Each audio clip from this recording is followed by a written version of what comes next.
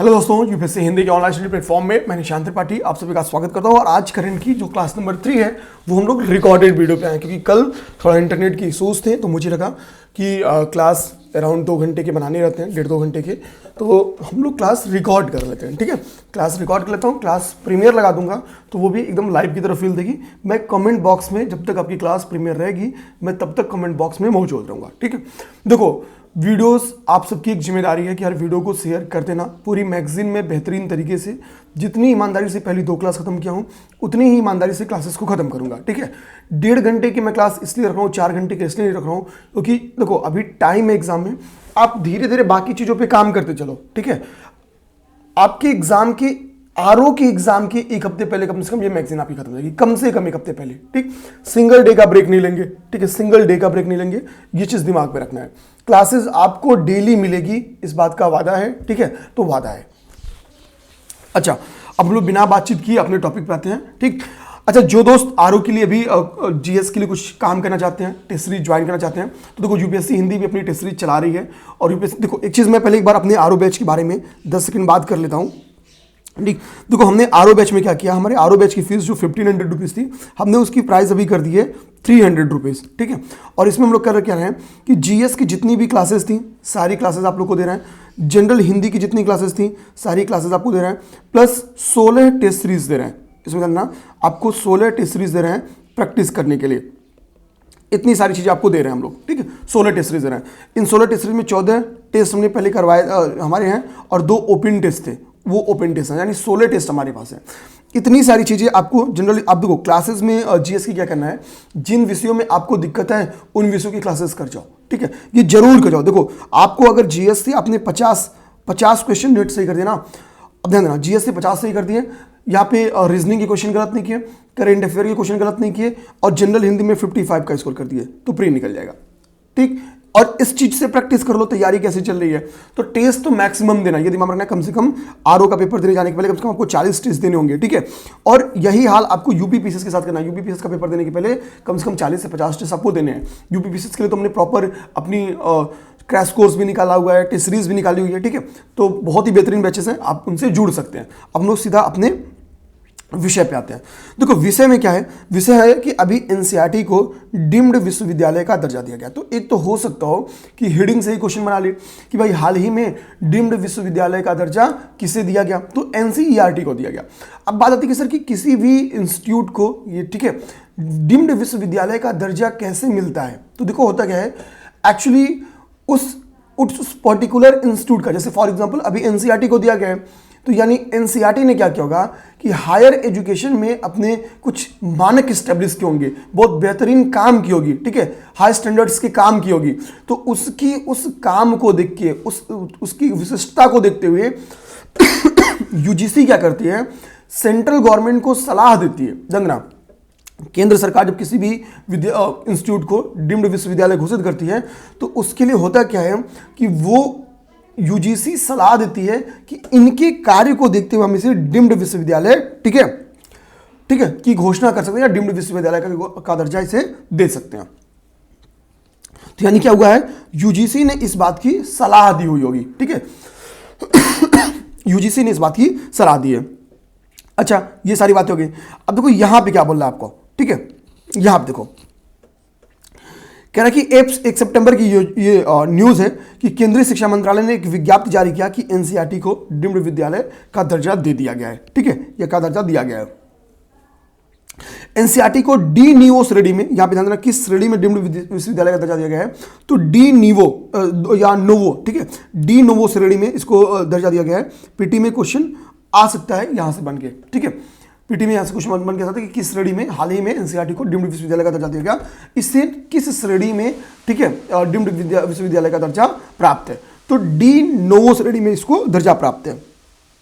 ठीक, कह रहा कि उल्लेखनीय है कि डी नोवो संस्थान ऐसे संस्थान होते हैं जो ज्ञान के विशिष्ट और उभरते हुए क्षेत्रों में शिक्षण और अनुसंधान पर केंद्रित होते हैं। ठीक है, अब हम लोग नेक्स्ट जो अपना अगला टॉपिक है वो है स्वच्छ वायु सर्वेक्षण, उसको देखते हैं। देखो स्वच्छ वायु सर्वेक्षण पहली बात तो हम लोग देखेंगे कि किसके द्वारा जारी किया जाता है, ये सारी बात देखेंगे। यहां पे देखो कह रहा है कि नीले आकाश के लिए स्वच्छ वायु के अंतर्राष्ट्रीय दिवस के अवसर पर स्वच्छ वायु सर्वेक्षण और की जो परिणाम है वो जारी किया गया। देखो होता क्या है, नीले आकाश के लिए स्वच्छ वायु के अंतर्राष्ट्रीय दिवस की जो घोषणा की थी वो यूनाइटेड नेशन जनरल असेंबली के द्वारा की गई थी। ये कहीं बुक में लिखा नहीं है, ये वैल्यूडेशन है, दिमाग में रखना। नीले आकाश के लिए स्वच्छ वायु के अंतर्राष्ट्रीय दिवस की घोषणा यूनाइटेड नेशन जनरल असेंबली के द्वारा किया गया। International day of clean air for blue sky, इसकी घोषणा किसने की है? इसकी घोषणा यूनाइटेड नेशन जनरल असेंबली के द्वारा की गई है। अच्छा, ये दिवस मनाया कब जाता है? तो इस दिवस को मनाया जाता है 7 सितंबर को, 7 सितंबर को, 7 सितंबर को, SCPT 7 सितंबर। तो ये चीज आपके दिमाग में पहली बात तो आ जानी चाहिए, 7 सितंबर को, ठीक है। अब इसमें क्या बोला गया है ये देखिए, कह रहा है कि अभी 2019 में हमको पता है हमने क्या किया है, NCAP को लॉन्च किया था, यानी नेशनल क्लीन एयर प्रोग्राम हमने लॉन्च किया था। कब? NCAP, ऐसे लिख जाओ साइड में कि NCAP को हमने लॉन्च किया था 2019 में। NCAP को लॉन्च करने का उद्देश्य क्या था कि PM10 और PM 2.5 के स्तर में या इसकी सांद्रता में कटौती करना, ठीक है। कितना? किसके किसके?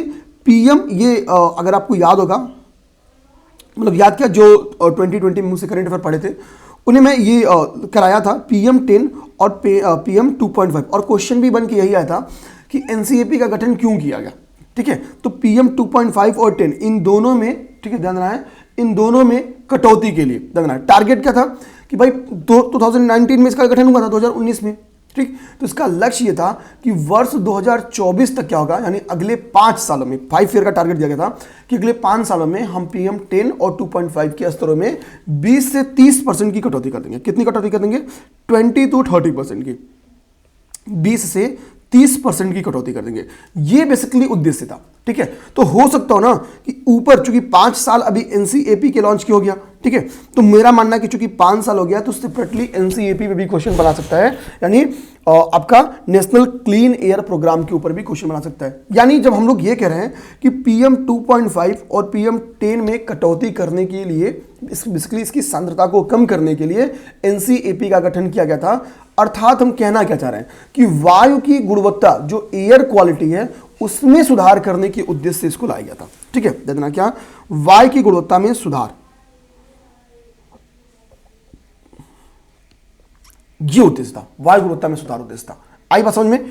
अब देखो अभी क्या हुआ है कि अब क्या करेगी NCAP, एक रिपोर्ट जारी करती है कि भाई मैं एक रिपोर्ट बता रही हूं कि किस शहर में कितना वायु गुणवत्ता में सुधार के लिए एफर्ट किया गया। क्योंकि रिपोर्ट या इंडेक्स, हम लोग टेस्ट क्यों लेते हैं, टेस्ट में जब रैंकिंग बन के आती है तो हम सुधार की उम्मीद करते हैं कि भाई अगले टेस्ट में हम ये बेहतर परफॉर्मेंस करेंगे ताकि नेक्स्ट में मेरा नाम ऊपर रहे।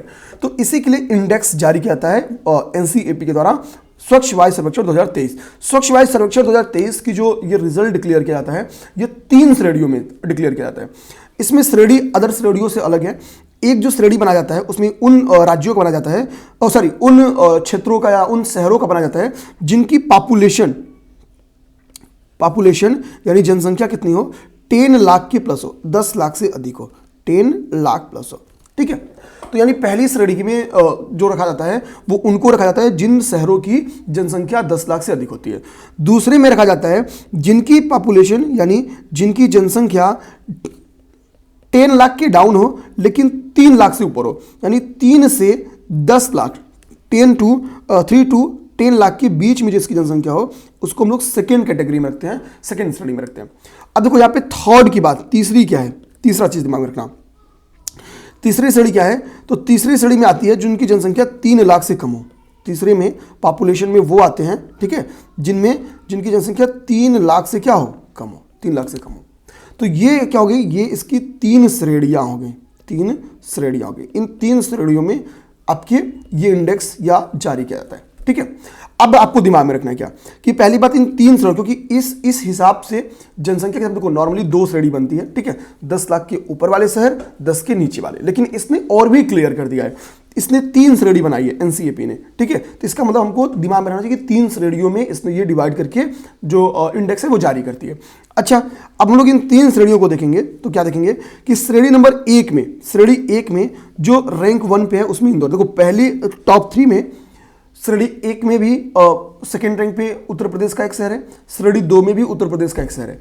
तो पहली बात तो हमको ये दिमाग रखना है कि श्रेणी 1 में टॉप रैंक पे कौन है, तो श्रेणी 1 में टॉप रैंक पे इंदौर है, ठीक है। वही शहर जो लगातार 7 बार से, ठीक है, अभी हम लोगों ने जस्ट पढ़ा और पहली क्लास में, तो ये एयर को मतलब स्वच्छता में आप देखोगे कि इंदौर का है भी, इंदौर लगातार इस बात पे अपना पकड़ बनाए हुए हैं। तो इंदौर श्रेणी 1 में फर्स्ट रैंक पे है, ठीक है। आगरा सेकेंड रैंक पे, यहाँ पे इंदौर फर्स्ट पे है, आगरा सेकंड पे है। तो मुझे लगता है ये आगरा आपके लिए इंपॉर्टेंट हो सकता है, आगरा से क्वेश्चन बन के आपके आ सकते हैं, ठीक, ध्यान देना। ये यार श्रेणी 2 में देखोगे, श्रेणी 2 में आप देखोगे यानी 3 से 10 लाख वाले शहरों में अमरावती फर्स्ट पे है, अमरावती की रैंक क्या है, 1 है। लेकिन मुरादाबाद जो कि उत्तर प्रदेश का एक शहर है, इसको सेकेंड रैंक मिला है, ठीक है। तो क्वेश्चन बन क्या सकता है कि कौन श्रेणी उत्तर प्रदेश का कौन सा शहर श्रेणी 1 और श्रेणी 2 में, ठीक है, क्रमशः, ठीक, जगह बनाए हुए हैं। तो रैंक 2 पे तो क्रमशः की बात आएगी तो श्रेणी 1 में आगरा बनाया हुआ है और श्रेणी 2 में मुरादाबाद बनाया हुआ है। यानी यहां पे हमको रैंक 1 रैंक 2 का नाम दिमाग में रखना है। अच्छा, श्रेणी 1 में तो आप टॉप 3 का भी नाम पूछ सकते हैं, इसको स्टेटमेंट बेस्ड भी क्वेश्चन बना के दे सकता है, बहुत टफ बनाना चाहेगा तो क्वेश्चन देगा हाल ही में जारी स्वच्छ सर्वेक्षण स्वच्छ वायु सर्वेक्षण 2023 के ऊपर, ठीक है, इस पर चर्चा करें।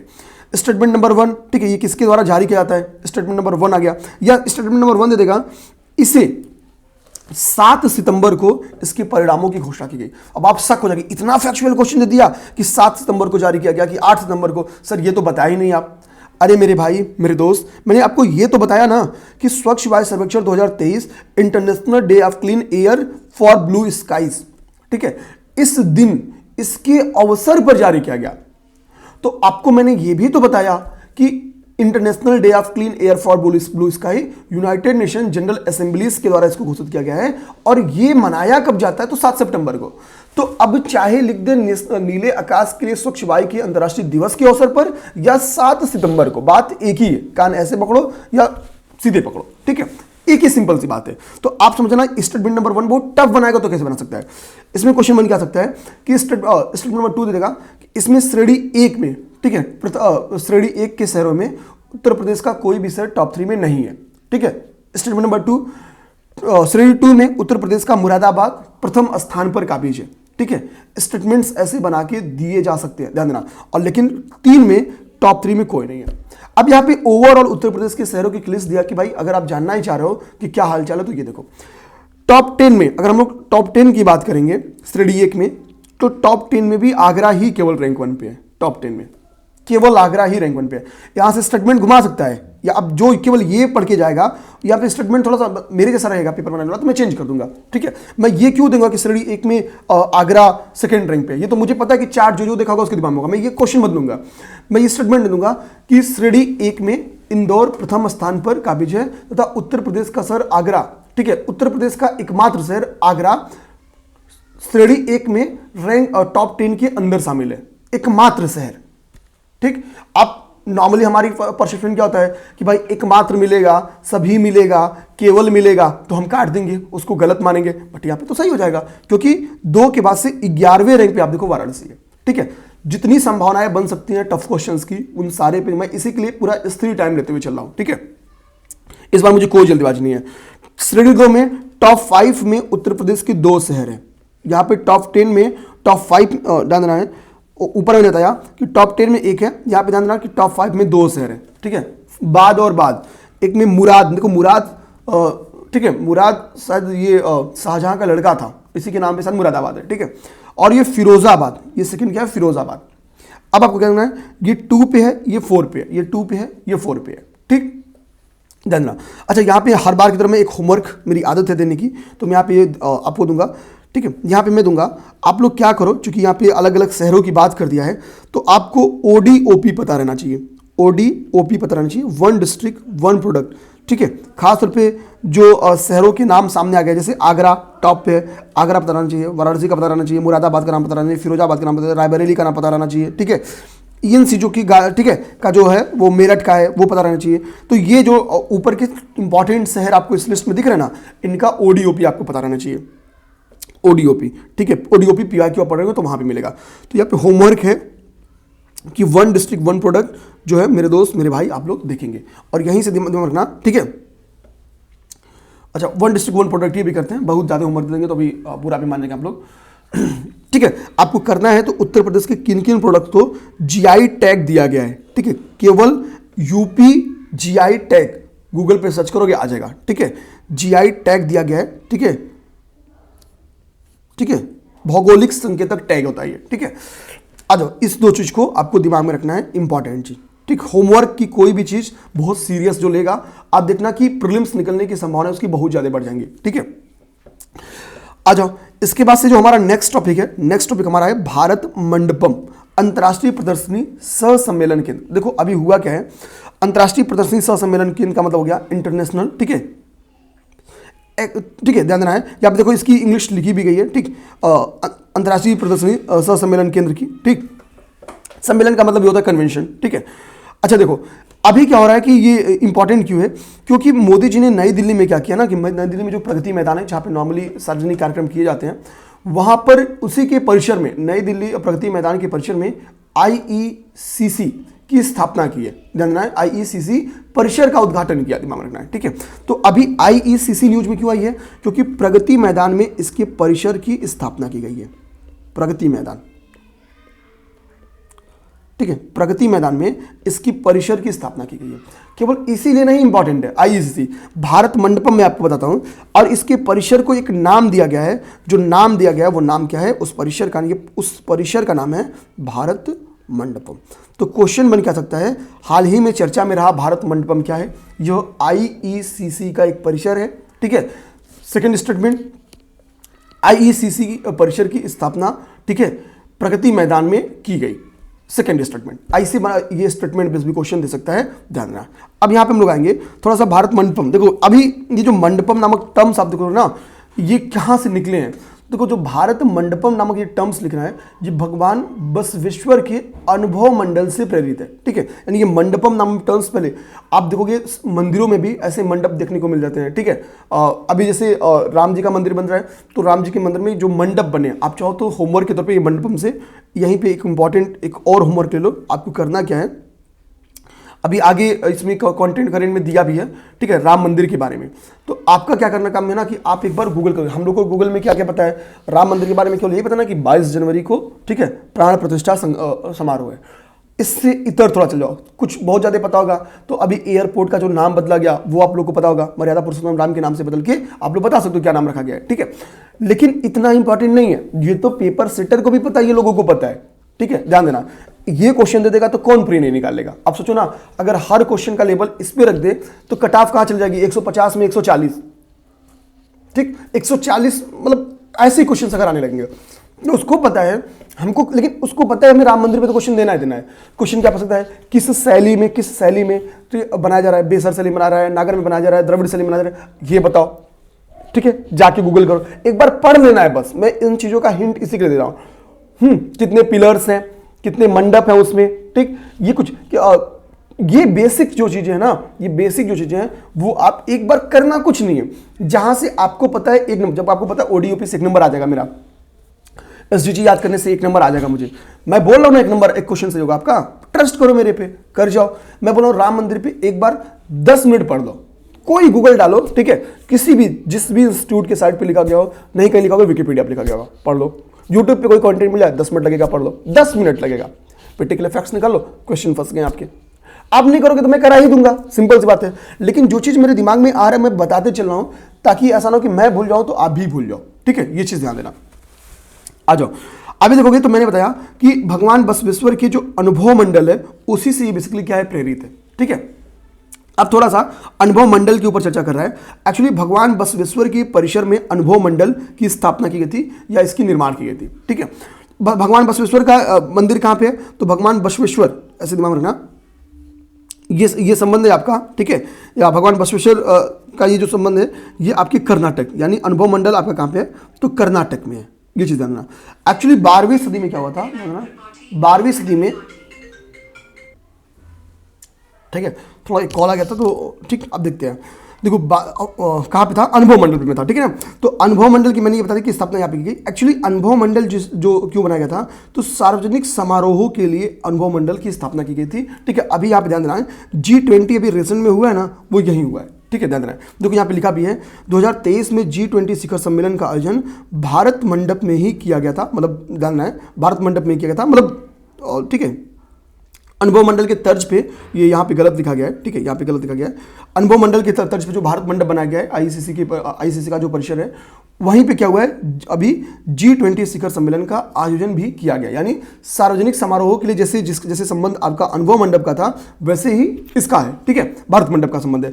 तो भारत मंडप क्या है ये समझ गए, ठीक है। अभी करेंट में यहाँ पे G20 शिखर सम्मेलन की मीटिंग हुई है, ये आप लोग समझ गए, ठीक। अच्छा, कितने एकड़ क्षेत्र में फैला, क्या ये याद करना जरूरी है? तो बिल्कुल नहीं। किसकी तर्ज पर बनाया गया है? तो अनुभव मंडप की तर्ज पर बनाया गया है, ठीक है। अच्छा, ये सारी चीजें आपकी हो गई। अब यहाँ पे एक इंपॉर्टेंट फैक्ट लिखा हुआ है, विश्व की सबसे ऊंची नटराज की मूर्ति, इसको हम लोग देखेंगे। भारत मंडप में ही ये फैक्ट है कि भारत मंडप भी जस्ट हम लोग देखें, ये देखो, ठीक है, जो आईसीसी का परिसर है, तो भारत मंडप में अर्थात आईसीसी के परिसर में ही विश्व की सबसे ऊंची नटराज की प्रतिमा, वर्ल्ड टॉलेस्ट नटराज स्टैचू स्थापित की गई है, ठीक है। ये इंपॉर्टेंट बात हो सकती है, जो कि किससे बनाई गई है? जो कि अष्ट धातु से बनाई गई है। अष्ट धातु में क्या है? स्वर्ण है, रजत है, सीसा है, तांबा है, टीन है, पारा है, लोहा है, जस्ता है। अब पारा, आप बताओ पारा क्यों फेमस है? पारा अक्सर पीटी में जो PYQ पढ़ रहे होगे, अब बताओ कि पारा क्यों नॉर्मली पेपर में क्वेश्चन बन के आता है? ये अगर आप लोग कमेंट करोगे तो मतलब आप PYQ पढ़ रहे हो, बढ़िया से पढ़ रहे हो, ठीक है। बताओ अभी, ठीक है, कल हम लोग ब्रॉन्ज पढ़े थे, अब बताओ अभी जो कल हम लोग ब्रॉन्ज पढ़े थे, ठीक है, अब बता सकते हो कि जो ब्रॉन्ज की स्टैचू कल हम लोग पढ़े थे बनाया गया था, वो ब्रॉन्ज में किस किस चीज का मिक्सचर था, ठीक है, उसमें कितना टीन का मिक्सचर था, कितने जस्ते का मिक्सचर था, और तीसरा जो कंपोनेंट था उसका कितना मिक्सचर था, ठीक है। एग्जैक्ट चूंकि पीटी का है और यूपी पीसेस का, तो फैक्ट्स आएंगे, ये अपने दिमाग में रखना है, फैक्ट्स आएंगे। तो अगर याद हो तो कमेंट करना, ठीक है। कमेंट करने से बेसिकली ये रहेगा कि आपको रिकॉल होगा, नहीं याद होगा तो वीडियो को पॉज करना, बुक पलट के एक बार देख लेना, ठीक है, और फिर कमेंट कर देना, एटलीस्ट वो चीजें रिकॉल होना स्टार्ट करे, ठीक। तो ये चीज दिमाग में रखना। और मेरे पढ़ाने के बाद आप अगर 2 बार रिवीजन नहीं करोगे तो रिकॉल नहीं होगा, दिमाग में रखना ये। अब आपको रिवीजन करना बड़ा आसान है। आपने सर अभी 15-20 पन्ना पढ़ा हो, कैसे रिवीजन करें भाई? 5 दिन के भी जब क्लास बन जाएगी तो 50 से 60 पन्ना, 70 पन्ना हो जाएगा, 80 पन्ना हो जाएगा। तो 80 पढ़ने, फिर समझ लो कितना ज्यादा हो जाएगा। अभी लग रहा है ना कि 3 क्लास हुई है, 25-30 पन्ना हुआ है, 25 पन्ना हुआ है, ठीक। नेक्स्ट आप देखोगे यहां पे कह रहा है कि इसका जो निर्माण किया गया है वो लास्ट वैक्स कॉस्टिंग विधि से किया गया है, ठीक है। तो क्वेश्चन में क्या आ सकता है? यहां पे भारत, एक तो इसको भारत मंडप से ही कनेक्ट करा के क्वेश्चन स्टेटमेंट में दे सकता है। अगर भारत मंडप के संदर्भ में निम्नलिखित कथनों पर विचार कर देगा तो हो सकता है कि ये वाला स्टेटमेंट उसी में कहीं लगा दे, ठीक है। लेकिन अगर विश्व की सबसे ऊंची नटराज की मूर्ति के ऊपर स्पेशली बनाएगा तो ये अगर स्टेटमेंट बेस्ड क्वेश्चन देगा तो यही 3 स्टेटमेंट आपके लिए इंपॉर्टेंट हो सकते हैं जो यहां पे दिया है, ठीक है, जो यहां पे दिया है, ठीक। अब हम लोग आएंगे प्रधानमंत्री विश्वकर्मा योजना। ये योजना के बारे में सीधा क्वेश्चन ये भी पूछ सकता है, सितंबर 2023 में, ठीक है, इस योजना को लॉन्च किया गया या इस योजना का शुभारंभ किया गया। अब जाहिर होते हैं विश्वकर्मा हमको पता है कि विश्वकर्मा क्षेत्र से जो विश्वकर्मा लोग होते हैं, सीधी सी बात बोले तो वो क्या होते हैं? एक तो वो सेल्फ एम्प्लॉयड होते हैं, दूसरी बात वो इनफॉर्मल और अनऑर्गेनाइज्ड क्षेत्रों से संबंधित होते हैं। ऑर्गेनाइज्ड का सीधी सी मतलब है इनको कोई सैलरी नहीं मिलती है, सामाजिक सुरक्षा नहीं मिलता है, सीधी सी बात है। लेकिन अगर इनके स्किल को हम लोग अपग्रेड कर दें तो मतलब ये लाखों करोड़ों में कमा सकते हैं। समझना बात को। विश्वकर्मा श्रेणी में कौन कौन आते हैं? लोहार, कुम्हार, बढ़ई, मूर्तिकार, ये लोग नॉर्मली इन व्यवसायों में संलग्न होते हैं। अब दिक्कत क्या है कि ये ट्रेडिशनल तरीके से अपने व्यवसाय को चला रहे हैं, ठीक। और दुनिया, आप क्या करते हो? आप अगर कुछ खरीदने गए, सपोज कि आप सोना खरीदने जाते हो, तो आपके दिमाग में रहता है कि मेरे पॉकेट में 1 लाख रुपए है, ठीक। तो आप 1 लाख रुपए के अगर कुछ सोना खरीदने जाते हो, आप उसमें डिजाइन देखना स्टार्ट करते हो कि ये वाली डिजाइन पसंद है, ये वाली डिजाइन पसंद है। तो सोचो कि जिसके पास काम का स्किल है वो आपकी ही जितनी क्वांटिटी आपके पास है उसी संसाधन में ज्यादा रुपए ले लेगा आपसे, ठीक है, और आप उससे कम लोगे, ठीक। तो इसी स्किल का काम यही पड़ता है। अब क्योंकि अब लोगों को क्या चाहिए? अब लोगों को डिजाइन चाहिए, लोगों को सुंदरता चाहिए, ठीक। तो जाहिर सी बात है कि अगर हम इनकी काम की स्किल को अपग्रेड कर दें तो इनकी इनकम अपग्रेड हो जाएगी, और इनकी इनकम अपग्रेड होगी तो इनडायरेक्टली क्या है? देश का फायदा है, ठीक। अब देखो यहाँ पे तो प्रधानमंत्री मोदी जी ने क्या किया कि भाई हम क्या करते हैं कि इनको इनके में स्किल डेवलप करते हैं। स्किल डेवलप करने के लिए इन्होंने क्या किया? प्रधानमंत्री विश्वकर्मा योजना सितंबर में लाया। ये इनका 77वें स्वतंत्रता दिवस के अवसर पर घोषणा भी की गई थी मोदी जी के द्वारा। ये पूर्णतः सेंट्रल सेक्टर की योजना है। देखो, केंद्रीय क्षेत्र की और केंद्र प्रायोजित में अंतर होता है। केंद्र क्षेत्र की जब योजना होती है तो इसमें 100% कंट्रीब्यूशन किसका होता है, लगभग केंद्र सरकार का होता है। लेकिन जब वो केंद्र प्रायोजित होती है तो सेंटर और स्टेट दोनों का कंट्रीब्यूशन 50-50 हो सकता है, ठीक है, 60-40 हो सकता है, 70-30 हो सकता है, ठीक है। तो केंद्र प्रायोजित का मतलब ये होता है और केंद्रीय क्षेत्र का मतलब ये होता है। आप लोग नॉर्मली योजनाओं में केंद्रीय क्षेत्र की है, केंद्र प्रायोजित हो सकते होंगे, तो केंद्रीय क्षेत्र और केंद्र प्रायोजित में भी आपको दिक्कत दूर होगी, ठीक है। ये क्या है, केंद्रीय क्षेत्र की योजना है, यानी पूर्णतः भारत सरकार द्वारा वित्त पोषित है। अब देखो, ठीक, अब बात आती है कि ये योजना जो प्रधानमंत्री विश्वकर्मा योजना चलाएगी, ठीक है, ये किसके किसके द्वारा, मतलब किन किन एजेंसियों या किन किन मंत्रालयों या विभागों के समन्वित प्रयास से चलाई जा रही है। तो ध्यान देना, इसमें एक तो आपका एमएसएमई है, ठीक है, यानी एमएसएमई का मतलब क्या हो गया, सूक्ष्म लघु और मध्यम जो आपके उद्यम है, ठीक है, उनसे संबंधित जो मंत्रालय है, तो एमएसएमई मिनिस्ट्री इसमें शामिल है। दूसरी क्या है भाई, कौशल विकास करने की कोशिश की जा रही है, सोचना है बस कभी भी क्वेश्चन को करने के लिए। तो यहाँ पे कौशल विकास और उद्यमिता मंत्रालय भी है। भाई कौन करेगा, तो कौशल विकास और उद्यमिता मंत्रालय। तो यहाँ पे हम लिख देंगे सीधा कौशल, ठीक है, कौशल मंत्रालय लिख दूं, आप लोग समझना, या उद्यमिता मंत्रालय लिख देता हूं, शॉर्ट में लिखूंगा तो उद्यमिता मंत्रालय लिख देता हूं, उद्यमिता मंत्रालय, उद्यमिता मंत्रालय। तो एमएसएमई मंत्रालय हो गया, उद्यमिता मंत्रालय हो गया। अब देखो, इसके साथ साथ इसमें वित्त मंत्रालय, ये 3 लोग शामिल हैं, इनके माध्यम से इसका संचालन किया जा रहा है। देखो क्वेश्चन में दिमाग रखो कि पेपर में क्वेश्चन बन के आएगा, क्योंकि देखो इनिशियली कास्ट बहुत ज्यादा है, 13,000 करोड़ रुपीज है, ठीक। तो ये 3 मंत्रालयों के समन्वित प्रयास से इस योजना को चलाया जा रहा है। तो योजना को क्यों चलाया जा रहा है बता दिया, किसके प्रयास से चलाया जा रहा था, चलाया जाना क्यों जरूरी है बता दिया। अब देखो नोडल एजेंसी क्या है, नोडल एजेंसी क्या है। अब देखो बेसिकली सोचो नोडल एजेंसी क्या होगी।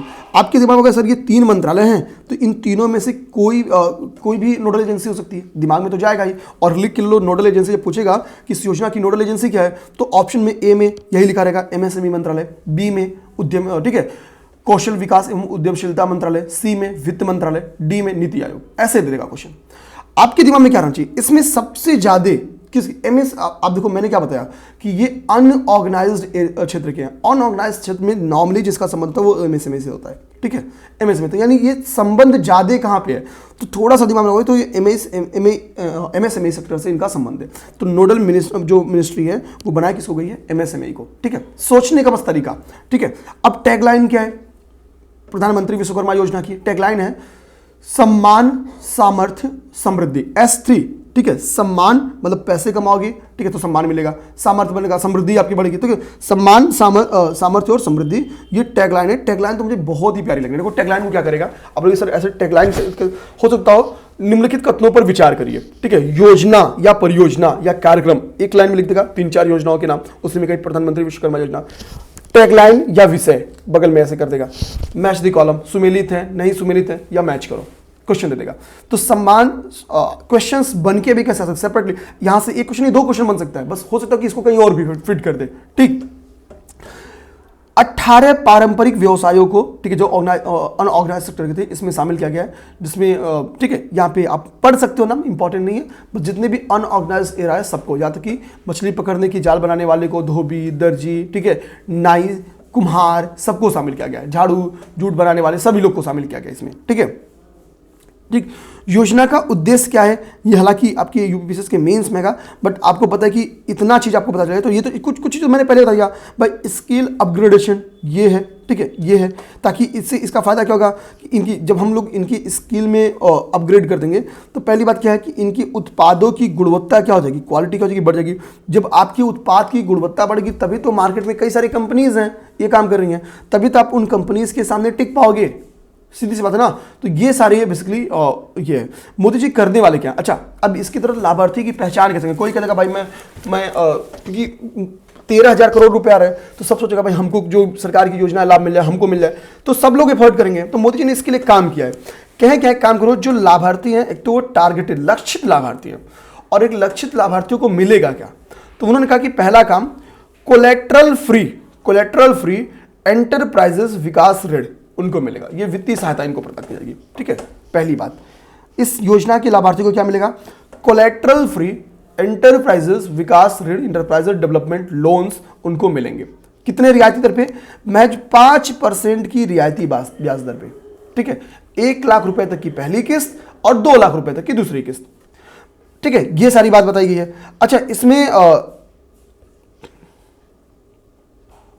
ठीक, हाँ ये चीज मैं बोल रहा था, देखो यहां पे इसमें इसके साथ साथ जो लाभार्थी हैं उनको पीएम विश्वकर्मा प्रमाण पत्र दिया जाएगा। पहली बात, आप सर्टिफाइड है, आपके में स्किल पे काम किया है, ठीक है, या करवाया गया है।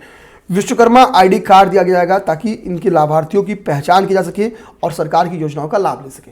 ठीक है, तो पीएम विश्वकर्मा प्रमाण पत्र और विश्वकर्मा आईडी कार्ड भी इनको प्रदान किए जाएंगे। ये पेपर में क्वेश्चन, मेरा मानना है 110% क्वेश्चन बन के आ रहा है। ठीक है, ध्यान देना। चलो अब नेक्स्ट हमारा है, ठीक है, नेक्स्ट है प्रथम एबीडीएम माइक्रोसाइट। इस टॉपिक को पढ़ने से पहले मैं आपको बता दूं कि इसके बारे में बेसिक इंफॉर्मेशन हमने पहले भी ले ली है। जैसे आओ दिखाते हैं। आपको याद है आरोग्य मंथन? आरोग्य मंथन जो कल की क्लास में पढ़ाया गया था। ठीक है, देखो आरोग्य मंथन में मैंने क्या पढ़ाया था आपको। पहली बात, मैं ऊपर जब आयुष्मान भव पढ़ा रहा था तो आयुष्मान भव में ही मैंने आपको क्या किया था कि जो आयुष्मान भारत है, आयुष्मान भारत के 4 पिलर्स बताए थे। आयुष्मान भारत के वो 4 पिलर्स अगर आपको याद है तो चौथा पिलर क्या था? चौथा पिलर जो पिलर था वो था आपका पीएम एबीडीएम। ठीक है, यानी प्रधानमंत्री, ठीक है, आयुष्मान भारत डिजिटल मिशन। याद है पीएम एबीडीएम? और मैंने फिर बताया आपको जब आरोग्य मंथन पढ़ाया कि भाई आरोग्य मंथन क्यों लाया गया, क्योंकि भारत सरकार की 2 योजनाओं के कार्यकाल पूरे थे। एक का 5 साल पूरा हुआ था और एक का 2 साल पूरा हुआ था। जैसे 5 साल किसका पूरा हुआ था? तो पीएम जय योजना का। ठीक है, और जो दूसरा था आपका वो आपका था क्या? जो दूसरा था वो एबीडीएम ही था। ध्यान देना, ये देखो Ayushman Bharat digital mission ABDM ही था।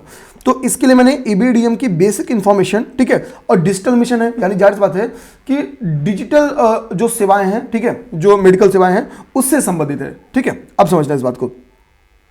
ये टॉपिक क्या है, ये मैंने आपको पहले पढ़ाया था, यानी पीएम एबीडीएम से आप लोग ऑलरेडी परिचित है। तो आपको जब यहाँ पे एक टॉपिक लिख के आता है एबीडीएम तो शायद अननोन नहीं पूछेगा, भाई लगेगा कि हाँ कुछ तो पढ़ा है इसके बारे में।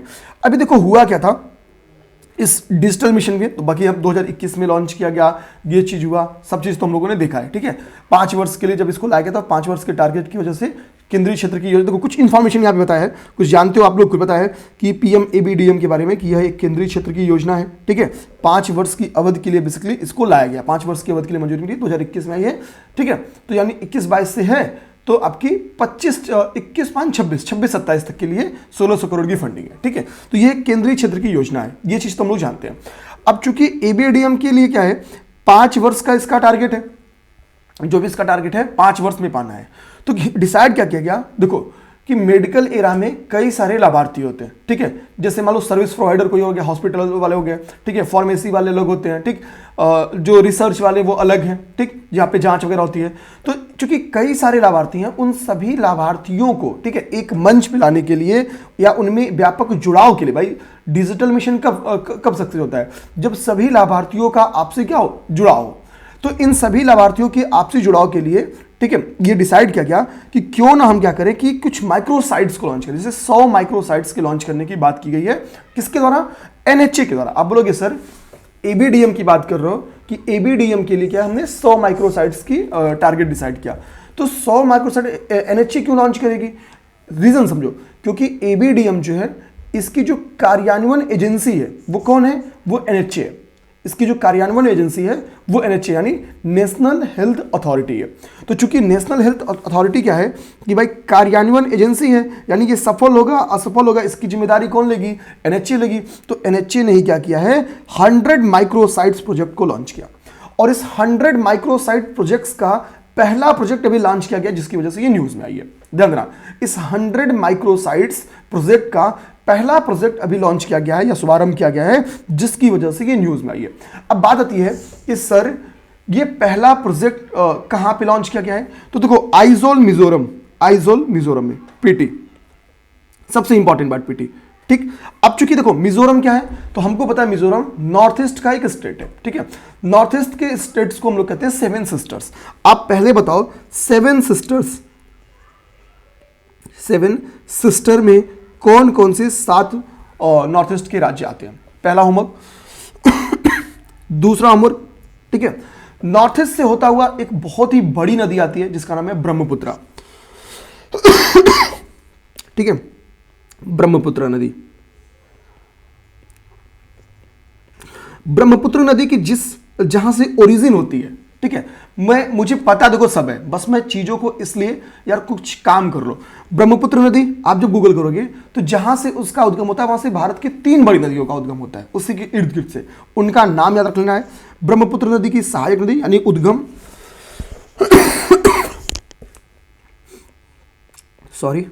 उद्गम, इसकी जो ट्रिब्यूटरीज हैं यानी जो सहायक नदियां हैं,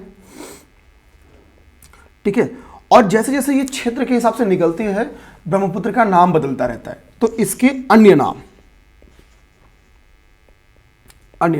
ये आपको याद करना है। सहायक नदियों में कौन लेफ्ट से मिल रही है, कौन राइट से मिल रही है, ठीक है। सब चीज का समय है, थोड़ा वैल्यू एडिशन पे टाइम दोगे तो आपका काम बहुत बढ़िया तरीके से हो जाएगा, ठीक है। देखो अपने पास ऐसे मैप्स रखो, देखो मैं सारी चीज का मैप मेरे पास नॉर्मली देखोगे मैं ऐसे मैप्स रख के चलता हूं, ठीक है। जब मुझे कुछ चीजें तैयार करनी थी आपको पढ़ाने के लिए तो मैं प्रॉपर इस पे मार्क करता हूं, प्रैक्टिस करता हूं। आपको इस तरह से एग्जाम में देना ना, तो यार एक बार रफ प्रैक्टिस करना स्टार्ट करो, ठीक है। ब्रह्मपुत्र नदी एक रफिंग बनाओ कि यार ठीक है इधर से निकल रही है, ऐसे बह के आ रही है, ठीक है। यहाँ पे ये सहायक नदी, यहाँ पे एक रफिंग कर लोगे ना, पेपर में क्वेश्चन आएगा तो वही रफ प्रोजेक्ट आपका दिमाग में आएगा और ऑब्जेक्टिव सही करा देगा, ठीक है। थोड़ा काम कर लेना है। अच्छा ये सारे काम हो गए आपके, ये सारे काम हो गए। आते हैं एबीडीएम, यानी हम लोग कह सकते हैं आइजोल मिजोरम में पहला एबीडीएम माइक्रोसाइट्स खोला गया, यानी मिजोरम क्या है, भारत का पहला राज्य बन गया है एबीडीएम माइक्रोसाइट्स वाला। तो क्वेश्चन बन के अगर घुमा के आ जाए क्वेश्चन कि भारत का वो पहला राज्य कौन सा है जो एबीडीएम माइक्रोसाइट्स वाला पहला, जहां पे एबीडीएम माइक्रोसाइट की शुरुआत की गई है, या एबीडीएम माइक्रोसाइट्स वाला भारत का पहला राज्य कौन सा है, तो वो हो जाएगा मिजोरम, ठीक है। अब ये उतना इंपॉर्टेंट नहीं है बट चूंकि इन्होंने वो कर दिया है तो आप इसे देख सकते हैं। देखो यहाँ पे क्या लिखा है कि मिजोरम, मतलब इसकी बेसिकली देखना है कि मिजोरम ने आइजोल में, ठीक है, आइजोल में, एक सेकंड फोन आ रहा है मैं थोड़ा पॉज कर दूं, ठीक है। मिजोरम ने बेसिकली क्या किया है, इंटरफेसिंग एजेंसी के रूप में, ठीक है, यूथ फॉर एक्शन को नियुक्त किया है। ये शायद ही पेपर में आया क्वेश्चन बन के, मैंने इसको लिखा भी है 3 स्टार टाइप का क्वेश्चन, उतना इंपॉर्टेंट नहीं है कि आप लोग इसको देख लो या रट लो, बस ये ध्यान रखना कि इंटरफेसिंग एजेंसी किसको बनाई, तो यूथ फॉर एक्शन को। अब यहां पे कहीं कोई दिक्कत आएगी, आइजोल मिजोरम याद करना है, ठीक है, ये तो याद ही करा दिया। एबीडीएम के बारे में, एबीडीएम 2 बार मैंने करा दिया, तो ये सारी चीज आ गई। कुछ होमवर्क दिया हूं, जरूर करोगे, उम्मीद करेंगे आप लोग, ठीक है। अच्छा होमवर्क ना करके आया करो, नेक्स्ट डे जब क्लास स्टार्ट हो ना तो बिना पूछे कमेंट बॉक्स में कमेंट कर दो जो होमवर्क है, ठीक है। नेक्स्ट आपका देखो क्या है, इंडिया स्मार्ट सिटीज अवार्ड, ध्यान देना। देखो इंडिया स्मार्ट सिटीज अवार्ड 2022 इसको देखेंगे, जो कि महुआ यानी शहरी कार्य मंत्रालय के द्वारा बेसिकली इसको जारी किया जाता है, ठीक। महुआ का ये देखेंगे, महुआ द्वारा इंडिया स्मार्ट सिटीज जो अवार्ड से, इसका ये 4था संस्करण है, इसको शॉर्ट में ISAC के नाम से भी जानते हैं, ठीक है। इंडिया स्मार्ट सिटीज अवार्ड, ये अवार्ड कौन, ठीक है, कंटेस्ट, ठीक, ISAC के नाम से जानते हैं। अब देखो चौथा संस्करण, आप बोल सोचोगे कि सर चौथा संस्करण 22 वाला है तो 21 वाला आपका तीसरा संस्करण रहेगा, ऐसा नहीं है। 2018 में इसका पहला संस्करण आया था, ठीक है, 21 गैप है, 18, 19, 20 कंटिन्यूटी के साथ हुआ है, ठीक। तो ये चीज दिमाग में रखना है। एक तो बात जो आपको थोड़ा फंसा सकता है वो यहाँ पे फंसा सकता है, कोविड की वजह से हो सकता हो क्या, यही था कि ये आपका इसको रिकॉर्ड नहीं किया जा सका था, ठीक है, ध्यान देना।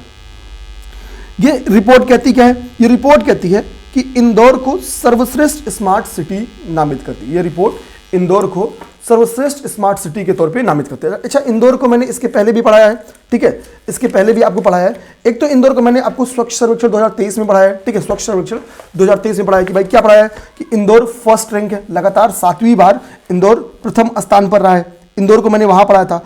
एक बार आप और भी मुझे बता सकते हो कि इंदौर को और मैंने कहां पढ़ाया था, कल ही पढ़ाया है, तो स्वच्छ वायु सर्वेक्षण 2023 की ड्यूरेशन में पढ़ाया था, याद करो, ठीक है। स्वच्छ वायु सर्वेक्षण 2023 कौन जारी करता बता दो, कितनी श्रेणियां हैं, मतलब किन किन जो जनसंख्या की श्रेणियां, 3 श्रेणी है।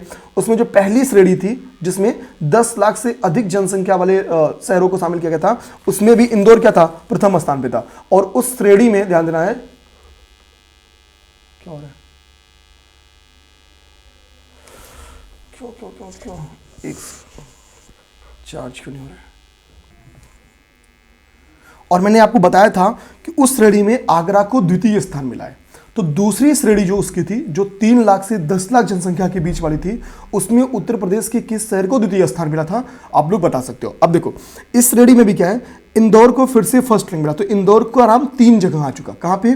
स्वच्छ सर्वेक्षण 2023 में आ चुका नाम, ठीक है, ध्यान देना है। स्वच्छ सर्वेक्षण 2023 में नाम आ चुका।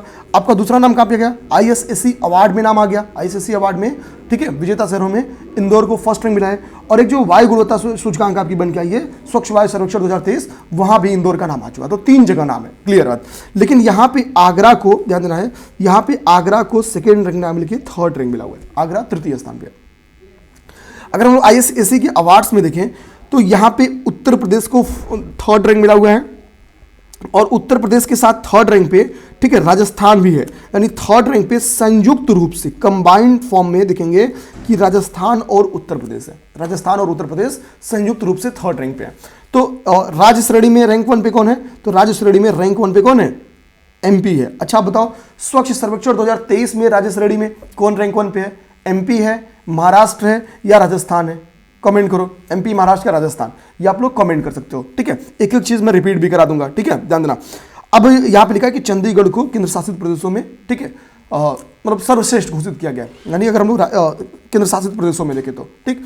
तो यहाँ पे मेरा मानना है, आप लोग दिमाग में रखना, क्योंकि स्वच्छ सर्वेक्षण 2023 में मध्य प्रदेश रैंक 1 पे नहीं है, महाराष्ट्र है, ठीक, और यहाँ पे मध्य प्रदेश है, ठीक। और यहाँ पे संयुक्त फॉर्म में क्या है? राजस्थान और उत्तर प्रदेश 3rd रूप पे है। जबकि स्वच्छ सर्वेक्षण 2023 वाले में उत्तर प्रदेश को रैंक कितनी मिली है? 9वीं रैंक है। याद करना आप लोग, 9वीं रैंक है, मैंने आपको पढ़ाया हुआ है। अब आ जाओ, इसके बाद से अब हम लोग आएंगे अमृत भारत स्टेशन योजना। अमृत भारत स्टेशन योजना पढ़ाने जा रहे हैं, क्योंकि फिर से ठीक है, कहीं ना कहीं रेलवे स्टेशन की बात हो रही है। तो एक बार जो अभी मैंने रैपिड रेलवे पढ़ाया था, ठीक है, नमो, ठीक है, नमो रैपिड रेलवे, वो याद कर जाओ। 8 गलियारा एक बार दोबारा रीड कर जाओ, करेंट क्लास 1, ठीक है, दोबारा रीड कर जाओ। जो गलियारा 1 है उसकी किस पहले प्रायोरिटी फेज का उद्घाटन किया गया? कहां से कहां के बीच का? देख जाओ एक बार करेंट अफेयर। एक काम ये कर जाओ, क्योंकि रेलवे की बात बोला है, तो भारत में पहली रेलवे कहां से कहां के बीच में चली, भारत की दूसरी रेलवे कहां से कहां के बीच में चली, भारत में रेलवे जब आया तो भारत का गवर्नर जनरल कौन था, और अगर लग रहा नहीं उस वक्त वायसराय आ गया था तो उस वक्त का वायसराय कौन था। ये होमवर्क नोट कर जाओ और करना है। आ जाओ अब यहाँ पे Amrit Bharat railway station. Amrit Bharat term से बताता ना कि हमको सामने क्या करना है? डेवलपमेंट करना है, मॉडर्नाइज करना है, ठीक है, अत्याधुनिक सुविधाओं को विकसित करना है। तो हुआ क्या है, क्योंकि रेलवे घाटे का सौदा मानी जाती है, ठीक है, और रेलवे से लोग क्या है कि कहीं कहीं यात्रा करना नॉर्मली कम ही चाहते हैं, मजबूरी में ही जाते हैं। कारण क्या है कि समय पे ना पहुंचना, ठीक है, डिले होना, ठीक, रेलवे दुर्घटनाएं जो हो रही हैं। तो हमने क्या डिसाइड किया कि भाई क्यों ना हम उनको मॉडर्नाइज करें, उनका आधुनिकीकरण करें। भाई हम खत्म तो नहीं कर सकते हैं, कोई कीमत पे नहीं कर सकते, भाई डेवलप्ड कंट्रीज नहीं कर पाए तो क्या कर सकते, इसका विकल्प कोई नहीं है, हमको इसको बेहतर बनाना होगा, ठीक है, तो आधुनिकीकरण पे जोर देना होगा। तो ये डिसाइड किया गया कि हम लोग क्या करते हैं, भारत के 1309 यानी 1309 रेलवे स्टेशन को आइडेंटिफाई करते हैं और हम लोग क्या करेंगे, उनका आधुनिकीकरण करेंगे। तो अमृत भारत स्टेशन योजना के तहत जिन 1309 रेलवे स्टेशन का चयन किया गया है, जिनको डेवलपमेंट के लिए, उनकी मॉडर्नाइजेशन के लिए, उनके आधुनिकीकरण के लिए, उसमें से सर्वाधिक 156 स्टेशन यूपी के हैं। 156 56 इंच का सीना वाला एक इंसान यूपी में भी है, योगी जी, ठीक है। 156 याद करने का तरीका, ठीक है, 156, ठीक, ध्यान देना है। कितने में से? कुल 1309 में से 156 किसका है? यूपी का, ठीक, यूपी के रेलवे स्टेशन है। हालांकि अब बात है कि क्या पहले ही फेज में इन 1309 रेलवे स्टेशन का डेवलपमेंट स्टार्ट किया जाएगा? तो नहीं, पहले फेज में क्या किया गया है, 500 कुछ रेलवे स्टेशन, देखेंगे यहाँ पे 508 रेलवे स्टेशन का चयन किया गया है, ठीक है, 508 रेलवे स्टेशन का, जिसमें से सर्वाधिक यहाँ भी 2 राज्यों के रेलवे स्टेशन है, उत्तर प्रदेश और राजस्थान। ध्यान देना है, ओवरऑल में क्या है, ओवरऑल में 156 के साथ यूपी फर्स्ट पे है, 156 के साथ यूपी फर्स्ट पे है। कुल 1309 रेलवे स्टेशन को आइडेंटिफाई किया है। लेकिन जब इसको जिसका पहला फेज स्टार्ट किया गया है, ठीक है, पहले चरण में 508 रेलवे स्टेशन को आइडेंटिफाई किया गया है, जिसमें से 55, ठीक है, 56 नहीं, 55 वाले 2 हैं, ठीक है, 55 वाले 2 हैं, उत्तर प्रदेश और राजस्थान। इन दो ये इनके स्टेशन है, रेलवे स्टेशन है। आई बात समझे? तो पीटी में यहां से भी क्वेश्चन बना सकता है कि पहले फेज में कितना का चयन किया गया है, ठीक, और ओवरऑल कितना है, 156 है। आओ, ये चीज हम लोग का हो गया, ये चीज हम लोग का हो गया। तो हम लोग normally Amrit Bharat railway station को हम लोग समझ लिए, ठीक है। हमारा नेक्स्ट है राष्ट्रीय बहुआयामी गरीबी सूचकांक, एक प्रगति समीक्षा रिपोर्ट 2023। इसको ध्यान देना, ये अराउंड 10 मिनट 8 मिनट 10 मिनट का एक टॉपिक है, ठीक है। बाकी यहां से पेपर में 2 क्वेश्चंस लिख के ले जा रहे हैं, एक नहीं 2 क्वेश्चंस। अब ध्यान देना, यानी बहुत 10 मिनट सीरियसली रहना है और जो होमवर्क दूंगा वो करना भी रहेगा, ठीक है। नहीं करने करेंगे आपकी व्यक्तिगत जिम्मेदारी रहेगी। मैं तो यही कहूँगा ना कि मैंने पढ़ाया, पेपर में क्वेश्चन आया, आप नहीं करोगे यार तो जाहिर सी बात है कि मुझे भी बढ़िया नहीं लगेगा, ठीक। अब देखो होता क्या है, राष्ट्रीय बहुआयामी गरीबी सूचकांक की जो रिपोर्ट आप देख लो ना कि क्या लिखा है, राष्ट्रीय बहुआयामी गरीबी सूचकांक एक प्रगति समीक्षा। कई लोग समझ क्या रहे हैं कि ये राष्ट्रीय बहुआयामी गरीबी सूचकांक जारी किया गया। अरे मेरे भाई यहाँ पे क्लियर पढ़ो, ये राष्ट्रीय बहुआयामी गरीबी सूचकांक नहीं है, ध्यान देना है। ये मल्टीपल डायमेंशनल पॉवर्टी इंडेक्स एक प्रगति समीक्षा है, ठीक है। ये समीक्षा रिपोर्ट एक्चुअली क्या होता है, नीति आयोग के द्वारा जारी किया जाता है, नीति आयोग के द्वारा। नीति आयोग ने इसके पहले इस इंडेक्स को, इस रिपोर्ट को वर्ष 2021 में भी लाया था, ठीक है। 2021 में भी लाया था, 2 वर्ष बाद पुनः ये वर्ष 2023 में लेके आ रही है, 2 वर्ष बाद पुनः 2023 में, ठीक है। तो आगे बात देखो, जो पहली वाली लाई गई थी बहुआयामी गरीबी सूचकांक की प्रगति समीक्षा रिपोर्ट 2021 वाली, वो नेशनल फैमिली हेल्थ सर्वे 4 के बेस्ड थी। ये वाली आपकी नेशनल फैमिली हेल्थ सर्वे 5 के बेस्ड है, ध्यान देना है। नेशनल फैमिली हेल्थ सर्वे 4 के बेस्ड थी, नेशनल फैमिली हेल्थ सर्वे 4 के बेस्ड थी, यानी 2014-15 आई बात समझ में। और नेशनल फैमिली हेल्थ सर्वे 5 ये किसकी है, 18-19, 19-20 या 20-21, ठीक। तो ये इसके बीच का है, ठीक है, इसका है, यानी इसमें नेशनल फैमिली हेल्थ सर्वे 5 के जो रिपोर्ट्स हैं, जो डाटा आई है, उसका यूज किया गया है, ध्यान देना है। दोनों के बीच का आप डिफरेंस समझ जाओगे। अभी हम नेशनल फैमिली हेल्थ सर्वे 4 और नेशनल फैमिली हेल्थ सर्वे 5, इन दोनों के बीच में क्या डिफरेंसेस रहे हैं वो देख लेंगे, दोनों के बीच में क्या क्या बताया गया है। क्योंकि ये नेशनल फैमिली हेल्थ सर्वे कि अगर 5वीं रिपोर्ट देखोगे तो बहुत सारी जानकारियां देती है। आप अगर इसको क्लियरली यूट्यूब पे डाल के ना, यूट्यूब पे कुछ मत करो, नेशनल फैमिली हेल्थ सर्वे 5 डाल के सर्च कर लो, जो डिटेल्स है एक बार नोट कर लो, तो बहुत बढ़िया बात है अगर ये कर जाओ तो। नहीं तो इसमें बेसिकली बताया भी गया है कि बहुआयामी रूप से 2014 से 5 के बीच में कितनी संख्या में लोग बाहर हुए, कितनी परसेंटेज में लोग बाहर हुए, यूपी में कितने लोग बाहर हुए, यूपी का सर्वाधिक बहुआयामी जिला कौन सा है, सबसे कम बहुआयामी जिला कौन सा है, किसने सबसे ज्यादा सुधार किया, सारी बातें इस करंट अफेयर की इस पार्ट में लिखी गई है। मतलब वेरी इंपॉर्टेंट टॉपिक है, ठीक। अच्छा देखो, ये एक अंग के तौर पे ध्यान देना है कि ये एक्चुअली मेजर जो रिपोर्ट है वो आपका कौन सा है, मेजर एक रिपोर्ट है जिसका नाम है, क्या हुआ, ठीक है, पेन डिस्चार्ज। पेंसिल की बैटरी थोड़ी डाउन हो गई थी, ठीक है। अब देखिए मैंने बताया कि ये एक मेजर रिपोर्ट एक्चुअली क्या ना, ह्यूमन डेवलपमेंट रिपोर्ट है। ह्यूमन डेवलपमेंट रिपोर्ट के अंदर ही क्या होती है, एमपीआई आपकी जो मल्टीपल डायमेंशनल पॉवर्टी इंडेक्स है वो वर्ष 2010 से जारी की जा रही है। पीटी आप उठा के देख जाओ, अगर इकोनॉमिक्स का आपके पास होगा, इकोनॉमिक्स में जो सेक्शन बी है, घटना चक्र का जो सेक्शन बी है, जहां पे लिखा रहता है गरीबी और बेरोजगारी, ठीक है। गरीबी और बेरोजगारी से 3-4 क्वेश्चन हर साल बन के आते हैं, आप कभी भी देख जाओ, क्योंकि उसी टॉपिक्स में आपकी जो वेलफेयर प्रोग्राम्स है वो भी लिखी गई रहती है, ठीक। तो आपको इन जगहों पे मेरे दोस्त पकड़ बनाना होता है। तो आप पीटी का देखोगे ना, एमपीआई कब से जारी किया जाता है, 5-6 बार क्वेश्चन बन के आया हुआ है, ठीक। मतलब बहुत टाइम बन के आया, आरओ में यूपीपी से मिला के। तो एक तो ये वर्ष 2010 यहीं पे तैयार कर जाओ। एमपीआई के जो बेस हैं, क्या क्या आयाम है, किन आयामों के आधार पे एमपीआई जारी की जाती है, तो उसमें एक आपका है हेल्थ। अब हेल्थ का एसडीजी से किस एसडीजी संबंध है बता सकते हो, अभी कल ही मैं पढ़ाया हूँ। एजुकेशन, ठीक है, एजुकेशन का किस एसडीजी से संबंध है बता सकते हो आप लोग, ठीक है। और जो लिविंग स्टैंडर्ड्स है, यानी रहन सहन का जो स्तर है, ये 3 इसके आयाम है, ठीक। अब ये आयाम के ऊपर पीटी में देख जाओ, कम से कम 4-5 बार क्वेश्चन बन के आए, यानी ह्यूमन डेवलपमेंट रिपोर्ट, एमपीआई, इनसे संबंधित 1-2 क्वेश्चन हर साल रहे हैं, हर साल रहे हैं। अब आप लोग को मैं बताऊं, ये चीज आप लोग समझ गए, लिविंग स्टैंडर्ड्स, ठीक है। अब समझना क्या, देखो बेसिकली यहाँ पे देखो एक इंपॉर्टेंट फैक्ट और बोला है कि भारत में बहुआयामी जो गरीबी सूचकांक है, यानी जो एमपीआई है, एमपीआई के कार्यान्वयन के लिए जो नोडल एजेंसी वो नीति आयोग है, ठीक है, नीति आयोग है। अब समझो, ये तो फैक्ट जो आपकी स्क्रीन पे दिख गया कि आयाम कितना है, एमपीआई कब से जारी की जाती है, ये तो आप देखो लगे। एक्चुअली आपका काम क्या होना चाहिए मेरे दोस्त मेरे भाई, कि ह्यूमन डेवलपमेंट इंडेक्स को आप लोग एक बार घटना चक्र या अपनी जो भी आपके पास नोट्स हो, बुक्स हो, वहां से आप लोग जरूर देखेंगे, ठीक है, वहां से आप लोग जरूर देख लें। अब देखो, जब आप बुक्स पलटोगे भाई, जैसे घटना चक्र का पूर्वावलोकन ही पलट लो, ठीक है, नहीं तो कोई आपके पास नोट्स हो, कुछ भी हो, पलट लो, तो वहां पे ह्यूमन डेवलप आपको देखो करना क्या है, क्या क्या चीजें देख लेना है, क्योंकि आप जब बुक पलटोगे क्या देख लोगे। चलो, ह्यूमन डेवलपमेंट रिपोर्ट कब से आई, ठीक है, किसने ह्यूमन डेवलपमेंट रिपोर्ट के बारे में बोली थी कि भाई इसको कौन बोला था कि भाई इसको लाना चाहिए, ठीक है, पहली बात, ये सारी बात आप देख लोगे। सेकेंड चीज, इससे संबंधित जो अन्य अंग हैं उनको भी देख लोगे, ठीक है, जैसे एमपीआई वगैरह के बारे में भी आप डिटेल में पढ़ लोगे। साथ ही साथ आप क्या कर लोगे, यहीं पे आप चूंकि गरीबी से संबंधित आपका लॉरेंज कर्व है, लॉरेंज वक्र है, ठीक है, लॉरेंज वक्र को आप लोग समझ लोगे, यहीं पे खत्म कर लोगे। गिनी गुणांक यहाँ पे आप लोग पढ़ सकते हो, गिनी गुणांक उठा के देखो पीटी में क्वेश्चन आए हैं कि नहीं आए हैं, गिनी गुणांक वहां पे जाकर पढ़ लोगे। चौथी चीज आप वहां पे और क्या पढ़ सकते हो, गरीबी के मापन के लिए हमको पता है दादा भाई नौरोजी ने पॉवर्टी इन इंडिया नामक एक बुक लिखी थी, ठीक है, पहली बार गरीबी का मापन किया था वहां पे, जहां तक मैं सही हूं तो, इकोनॉमिक्स मेरा सब्जेक्ट नहीं है तो हो सकता है गलत हूं लेकिन सही हूं, ठीक है। 20 रुपीज शायद पर कैपिटा इनकम भारत के उस वक्त उन्होंने बताई थी, ठीक। अब समझो 3 पॉइंट्स हो गया। चौथा यानी अब लोग क्या है, गरीबी के मापन के लिए कई सारी क्या है समितियां, कई सारे आयोग या समितियां बनी हुई हैं, ठीक है, समितियां नहीं लिखता हूं, आयोग लिख देता हूं, कई सारे आयोग बने हुए हैं, उन आयोग के बारे में पढ़ देना।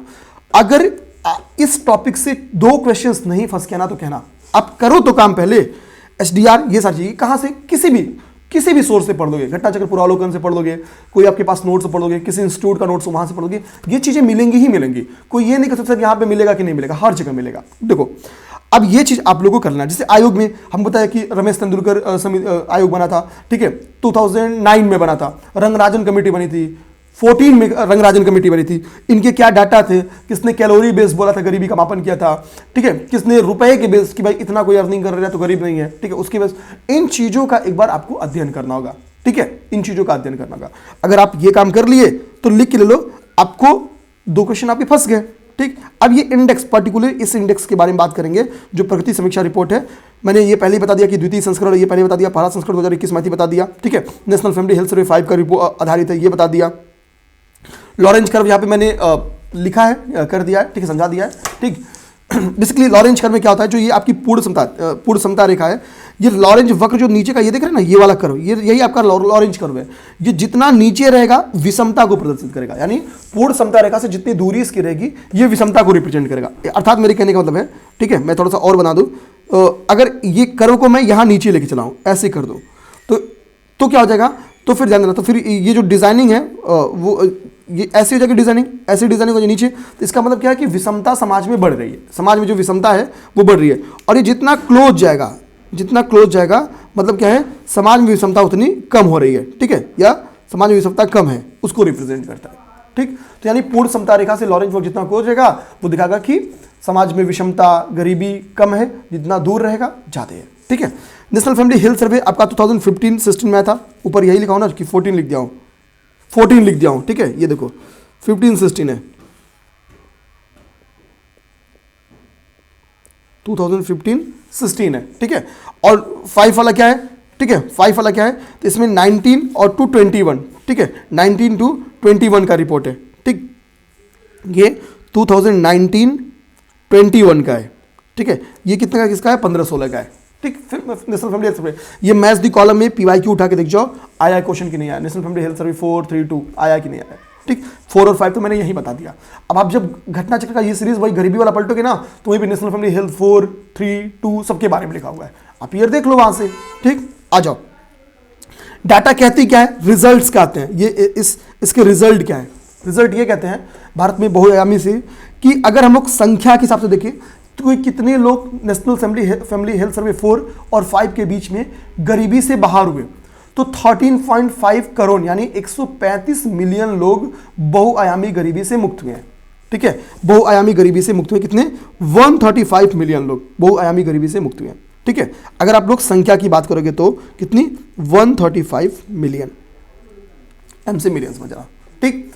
जिसमें सर्वाधिक संख्या किसकी है, सर्वाधिक उत्तर प्रदेश की, मतलब उत्तर प्रदेश के में सर्वाधिक नेशनल फैमिली हेल्थ सर्वे 4 और 5 के बीच में लोगों ने गरीबी से मुक्ति पाई। कितने करोड़ लोगों ने, लगभग 3.43 करोड़ के लोग क्या हुए, गरीबी से मुक्ति पाए। अब आ जाओ ऊपर से बात करो आगे, परसेंटेज की आप बात करोगे, परसेंटेज की, तो अभी वर्तमान में एक देखो 100 बहुआयामी गरीबी से मुक्त होने वाले लोगों की संख्या कितनी है, तो इतने लोग मुक्त हुए हैं, ठीक है।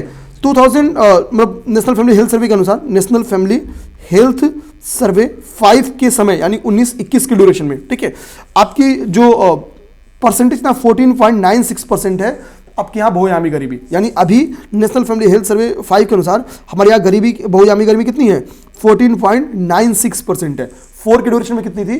4 की ड्यूरेशन में 24.85% थी, 24.85% थी। यानी 4 से 5 के बीच में, 15-16 से 19-21 के बीच में लगभग 10% यानी 9.89% गरीबी, बहुआयामी गरीबी में गिरावट दर्ज की गई है। ये सुधार दर्ज किया गया है। ठीक है, यूपीपीसीएस मेंस वाले भी बहुत सतर्क रहना। ठीक है, मतलब देखो मेंस पे तो यार हम लोग इतना काम कराते हैं, मतलब कि अब समझो कि इस बार यूपीपीसीएस का मेंस लगभग 550-600 बच्चे तो मिनिमम इतने हम लोग के साथ थे जो मेंस लिख रहे थे। ठीक है, लगभग 85 से 90 लोग का इंटरव्यू कॉल था। ठीक, तो ये है, मतलब आप लोग प्री फोड़ो, कहीं भी आप लोग को दिक्कत नहीं आने वाली यूपीएससी हिंदी के साथ। ठीक, अब देखना तो 9.89% यहां पे क्या हुआ? गरीबी में गिरावट दर्ज की गई, बहुआयामी गरीबी में परसेंटेज के हिसाब से गिरावट दर्ज की है। संख्या में कितनी बाहर हुए हैं? तो संख्या में 135 मिलियन लोग बाहर हुए। सर्वाधिक किसके? उत्तर प्रदेश के, फिर बिहार और मध्य प्रदेश। अच्छा, इससे आगे आओ, देखो यहाँ पे 891% वही लिखी है बात जो मैं बोला हूं आप लोग को। अब यहाँ पे कह रहा है कि ग्रामीण सेक्टर में गरीबी, भाई बहुआयामी गरीबी से सर्वाधिक प्रभावित एरिया कौन सा है? तो रूरल एरिया सर्वाधिक मतलब प्रभावित है। ठीक, तो ये बताया गया है कि बहुआयामी गरीबी सूचकांक में कि 4 में लगभग 32.59% क्या थे? गरीबी से प्रभावित थे। लेकिन 5 जब आया तो ग्रामीण क्षेत्र में जो गरीबी हो गई है वो लगभग 20% के करीब है, 19.28%। ओवरऑल इस 4 और 5 के बीच में जो ग्रामीण क्षेत्रों में गिरावट आई है गरीबी में, वो है 13.31%। आप देखोगे इसकी गिरावट दर्ज की गई है ग्रामीण गरीबी में, यानी ग्रामीण क्षेत्र में भी गरीबी में गिरावट दर्ज की गई है। चाहे वो एग्रीकल्चर में जो इन्वेस्टमेंट किया गया है, जो इंफ्रास्ट्रक्चर में डेवलपमेंट किया गया है, जो हेल्थ में डेवलपमेंट किया गया है, इन सबके इंपैक्ट्स कभी आपको दिखाना पड़ेगा, क्या पॉजिटिव इंपैक्ट हुए हैं, तो आप ये दिखा सकते हो। 13.31, 13 का उल्टा करोगे 31 बन जाएगा। ठीक है, ठीक। शहरी क्षेत्रों में कितनी गिरावट दर्ज की गई है? तो शहरी क्षेत्रों में वर्तमान में इनकी संख्या कितनी है गरीबी की, बहुआयामी गरीबी की? 5.27%। ठीक है, ये 5.27% वही है जो माइग्रेट लोग हैं। ठीक, जो घर से निकल जाते हैं कामकाज के लिए और यहाँ पे कामकाज नहीं मिलता है, सीधी सी बात है। ठीक है, अब देखो 5.27% लोग क्या है? बहुआयामी रूप से गरीब हैं। नेशनल फैमिली हेल्थ सर्वे के अनुसार इसमें भी 3.38% की गिरावट आई है अगर हम लोग 4 से तुलना करेंगे। तो अब क्या हो गया? अभी ग्रामीण क्षेत्रों में बहुआयामी गरीबी कितनी है? तो 19.28, लगभग 20% गरीबी है। गिरावट कितनी दर्ज की गई है? तो 13.31, 13 का उल्टा 31। ठीक है, अच्छा शहरी क्षेत्रों में कितनी है? तो शहरी क्षेत्रों में अब लगभग 5 हो गई है, 5.27 हो गई है। ठीक है, 5.27 कैसे याद करोगे? 5 में 2 जोड़ोगे कितना हो जाएगा? 7। 5% याद करो, 5 में 2 जोड़ोगे कितना हो जाएगा? 7। तो 5.27। ठीक, तो ये ध्यान देना कितनी रिड्यूस हुई है? तो 3.38% रिड्यूस हुई है। अब अगर हम लोग जितनी बहुआयामी गरीबी में जिस सबसे गिरावट हो रही है, एसडीजी 1.2 की बात करेंगे, तो 1.2 के हिसाब से हमारा क्या था कि हम 2030 आते आते बहुआयामी गरीबी में 50% की कटौती करेंगे, यानी आधी बहुआयामी गरीबी हम अपने यहां से खत्म कर देंगे। ठीक है, तो ऐसा लग रहा है कि 2030 के पहले ही भारत अपना टारगेट पा जाएगा। पहली बार ऐसा लग रहा है कि हम लोग कोई टारगेट बना रहे हैं और समय के पहले पाने की प्रयास करें या पाते हुए दिख रहे हैं। ठीक, तो ये बात है। आप बोलोगे सर ये तो आपने ओवरऑल बनाया, यूपी का पेपर है तो यूपी स्पेशल में मतलब कुछ बताओगे क्या? तो बिल्कुल यूपी का भी बता देते हैं आपको। ठीक है, अब देखो यूपी के बारे में एक सेकेंड। ठीक है, एक मैसेज आया, थोड़ा मैं रिप्लाई कर दूं। जी को चावल खाना पसंद है। ठीक है, एक्चुअली बस एक सेकेंड आप लोग टाइम देना।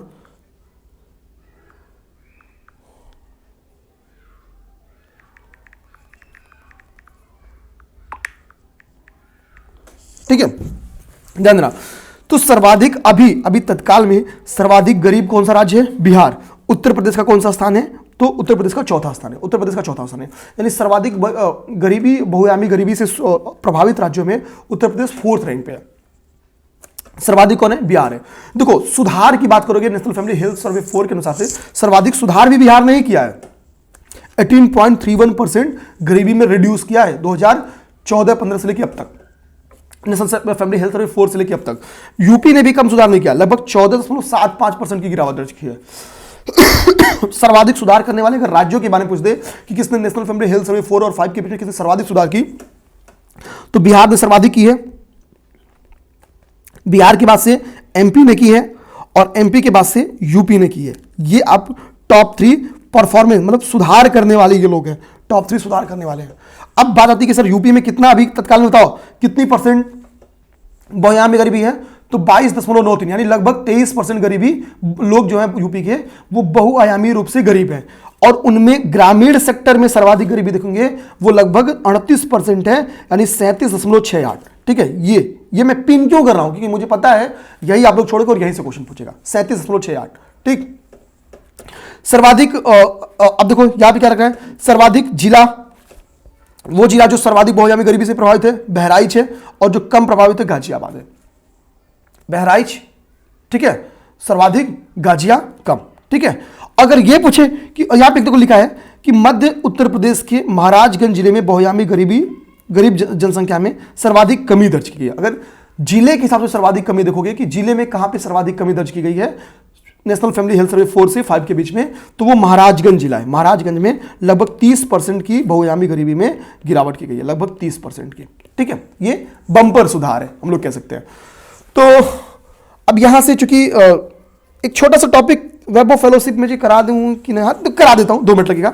वैभव फेलोशिप स्कीम क्या है, देखो वैभव नाम है ना, वैभव शॉर्ट फॉर्म एक्चुअली क्या है, ये 2020 की वैश्विक भारतीय वैज्ञानिक शिखर सम्मेलन का नाम है वैभव। वैभव नाम पूछ दे कि किसी संबंधित है तो वैभव एक्चुअली क्या है, शॉर्ट फॉर्म है वैश्विक भारतीय वैज्ञानिक शिखर सम्मेलन का, ठीक है, एक्चुअली वैश्विक भारतीय वैज्ञानिक का। देखो इसमें बेसिकली आपके जो भारतीय मूल के प्रवासी हैं, ठीक है, उनको शामिल किया जाता है, जो शिक्षाविद हैं, जो साइंटिस्ट हैं, जो शोधकर्ता हैं, उनको शामिल किया जाता है, एनआरआई, ओसीआई, पीआईओ को। वैश्विक का मतलब क्या है, देखो वैश्विक इंग्लिश लिखा है, भारतीय की इंग्लिश लिखा है, और वैज्ञानिक इंग्लिश लिखा है। और वैभव कैसे बना रहा है, वैश्विक से VAI ले रहा है, भारतीय से BHA ले रहा है, और वैज्ञानिक से V ले रहा है, ठीक है, और इससे बन जा रहा है वैभव। तो वैभव के बारे में पूछे या वैश्विक वैज्ञानिक भारतीय सम्मेलन के बारे में बातें की, या वैश्विक भारतीय वैज्ञानिक के बारे में पूछे बातें की है। कब इसका शिखर सम्मेलन मनाया गया, तो भारत सरकार द्वारा 2020 में मनाया गया, आभासी फॉर्म में, क्योंकि जाहिर सी बात है, ठीक है, ठीक, अक्टूबर 2020 में इसको मनाया गया था। अब देखो ये बात क्या बोल रहा है, कौन मना रहा है, नोडल एजेंसी कौन है, तो विज्ञान एवं प्रौद्योगिकी विभाग है। विज्ञान एवं प्रौद्योगिकी विभाग क्यों मनाने का उद्देश्य क्या है, तो भारत में जो हायर एजुकेशन है, हायर एजुकेशन में लोग नहीं ले रहे हैं, तो हायर एजुकेशन में सुधार करना, रिसर्च इकोसिस्टम को डेवलप करना, ठीक है, रिसर्च इकोसिस्टम को डेवलप करना। और ये जो फेलोशिप प्रोग्राम है वैभव फेलो, इसकी कुल 18 सेक्टर्स में फोकस है, कुल 18 सेक्टर्स में इसको मतलब इसको फोकस किया गया है, 18 सेक्टर्स में। यहाँ पे देखो क्वांटम टेक्नोलॉजी लिख रहा है, AI लिख रहा है, ठीक है, कंप्यूटेशन विज्ञान लिख रहा है, डाटा साइंस लिख रहा है, ठीक है, फोटोनिक्स, ऊर्जा, इलेक्ट्रॉनिक्स, ठीक है, संचार प्रौद्योगिकी, ठीक है, इंफॉर्मेशन टेक्नोलॉजी, एरोस्पेस टेक्नोलॉजी, कृषि विज्ञान, इन सेक्टर्स में मतलब बेसिकली ये जो वैभव फेलो है वो प्रोवाइड कराया जाएगा। इसमें कुछ इंपॉर्टेंट सेक्टर्स का यहाँ पे नाम आपको लिख दिया है, केवल रीड कर लेना है, पढ़ना नहीं है। आएगा निम्नलिखित में से कौन सा क्षेत्र शामिल है, उपयुक्त सभी, ठीक है, जो भी आपको साइंस एरिया से समझ में आए। बस हो सकता है कृषि विज्ञान आप देख के थोड़ा सा डर जाओ, लेकिन विज्ञान टर्म्स है तो दिमाग में रखना कि हाँ ठीक, ये भी शामिल है। तो 1 घंटे की क्लास हो गई, बहुत सारी चीजें हम लोगों ने कंप्लीट कर ली, बहुत सारे होमवर्क आपको मिले, वो जरूर करना है।